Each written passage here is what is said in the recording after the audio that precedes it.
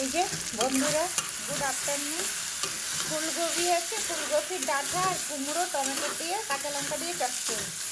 এটা হচ্ছে ফুলকপির ডাঁটার চচ্চড়ি। ফুলকপির তরকারি আছে, হ্যাঁ ফুলকপির তরকারি করেছি, আর এই যে ডাঁটার চচ্চড়ি করছি। ফুলকপির ডাঁটাটা প্রেসার কুকারে সিদ্ধ করলাম ছোটো ছোটো কেটে, সিদ্ধ করে কুমড়োটা ভেজে কাঁচা লঙ্কা টমেটো দিয়ে ভেজে একটু সামান্য লঙ্কা, কাঁচা লঙ্কা দিলাম, আর একটু সামান্য কাশ্মীরি লঙ্কা দিয়েছি। দিয়ে পরে মশলা কিছু দিইনি, মানে সর্ষে বাটা দিই, তো আমি অত সর্ষে বাটা তো খাই না, খুব কম খাই, রেয়ার। তার জন্য এটা ফুলকপির ডাঁটা দিয়ে আর কুমড়ো দিয়ে চচ্চড়ি, আর টমেটো আর কাঁচা লঙ্কা, বাস। আর একটু লঙ্কা গুঁড়ো, সামান্য কাশ্মীরি লঙ্কা, জাস্ট কালারটা করার জন্য। আর হলুদ নুন স্বাদ মতো, লবঙ্গ যেটা বলে, হলুদ নুন, বাস এটাই দিয়েছি।